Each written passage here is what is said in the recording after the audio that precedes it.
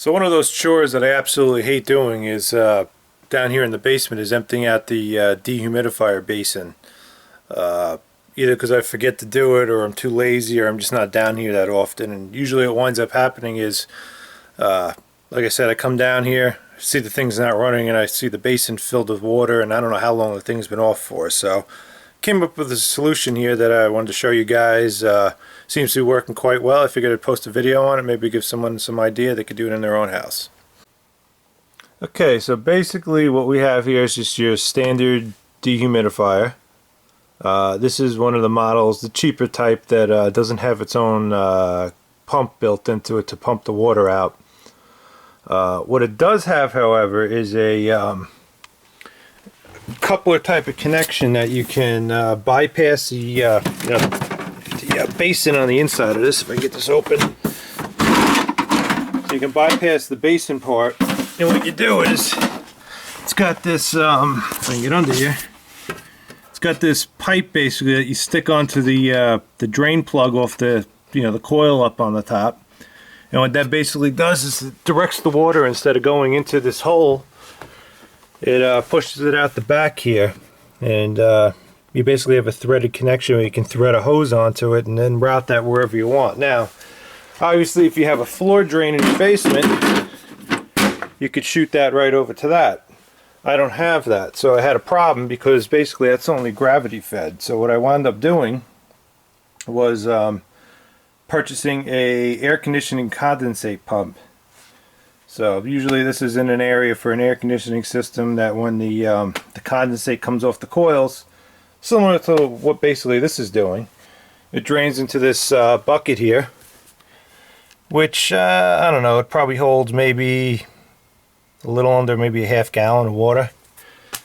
So it goes into that, and what this basically is there's a pump in here, and it has a float assembly on the inside, and when the water rises up to a certain point in here, kicks the pump on and it'll pump the water out.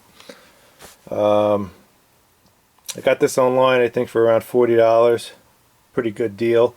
Cheaper than going out and getting a dehumidifier with a built-in condensate pump. Those are upwards of $300-400, and I already had this and it works fine, so I don't want to have to get a new one. So basically all I had to do was I took a piece of washing machine supply hose, I cut it down, threaded it onto the coupler, runs down into the basin here. Just a piece of hose, like I said. It's cut off. Basin fills with water. Pump kicks on.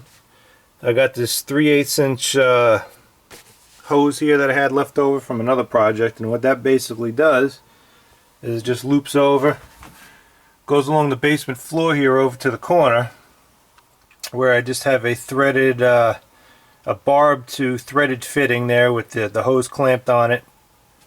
That is threaded into that PVC fitting, 1/2 inch PVC that is. And what that basically does is it runs all the way up the wall here in the basement, up to the top over here, and when elbows over, and then it goes outside the house through the sill plate. I had to drill a hole. The pump itself is capable of pumping up to 20 feet, so it has 20 feet of head pressure that it's able to overcome. This winds up being, I think, around 10 feet. So it's got plenty of power to push it out. I've used it a few times. I've activated it a few times after I initially installed it a month ago. It worked fine. So it was safe to leave it by itself and do its own thing. And like I said, it's been running about a month now, fine. So the only other part to this installation was, of course, getting power over to the dehumidifier and the pump, which both run on 120. If you remember from one of my earlier videos, I did a little installation video of installing a dedicated circuit for my freezer down here. So what I did was, if you remember, I had initially just a piece of 3/4 coming down the wall here to a box with a single inlet on it with the duplex outlet. What I ended up doing, since all these fittings were glued and they don't come apart once they're glued, was here's the original outlet that used to be mounted up here. What I ended up doing was I took that whole assembly off the wall. I cut this thing off. So basically then all I had was what you see down here. I had the outlet and I had the piece of pipe with the, you know, no opening on it anymore, no coupler on it. That allowed me to purchase a double inlet box, or an inlet and an outlet. That way I was able to slip the existing box and outlet back onto here.